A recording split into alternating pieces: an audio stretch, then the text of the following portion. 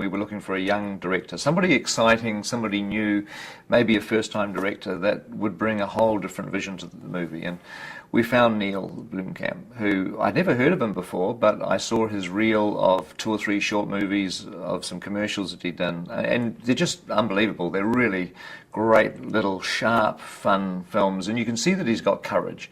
I mean, Neil's a brave filmmaker. He's happy to take risks and to just go for it. And he's also, I liked his originality. He doesn't like filming things that are based on other people's movies. He's got a very original and unique view of the world, which is what he puts into his films, and I respected that a lot.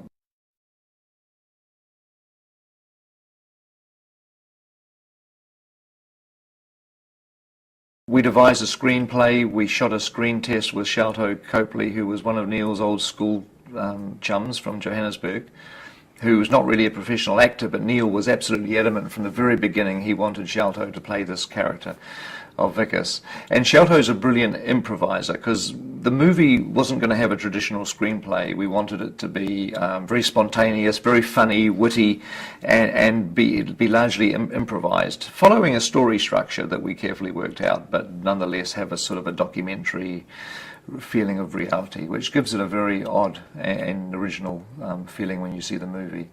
And Sharlto was brilliant at improvising. He's like a stand-up comic almost. He can just come up with stuff all the time. He's just got that rare talent, because not many people can do that. It's very difficult to improvise, especially when a camera's running.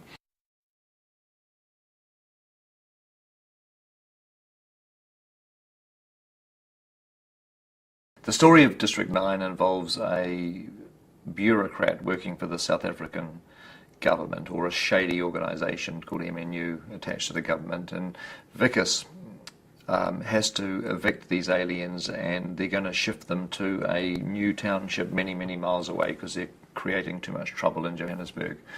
And in doing that, Vickers runs into some pretty bad problems, personally life-threatening problems that he unexpectedly encounters in the township of District 9, and it leads him to fear for his life. He's on the run from the authorities, and the only people he can turn to for help are the aliens themselves, the people that he's been oppressing.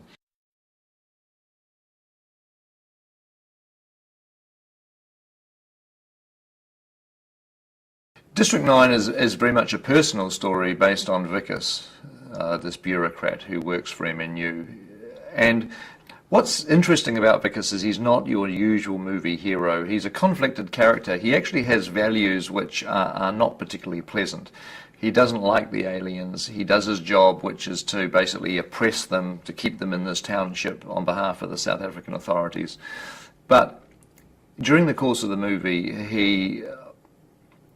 his life is endangered, and the aliens are the only people that can really help him, or the only beings that can help him. And so the people that he oppressed are the people that he needs to save his life, literally. And the way that Vickers responds to these aliens is very flawed. I mean, he's a conflicted character. He's neither a good guy or a bad guy, but I think he's actually real. In some respects, there's a little bit of us in Vickers. You know, he's not a hero, but he does what he has to do, and ultimately makes key, crucial decisions for the right reasons at certain times. And he makes a lot of bad decisions too along the way, which doesn't help him at all.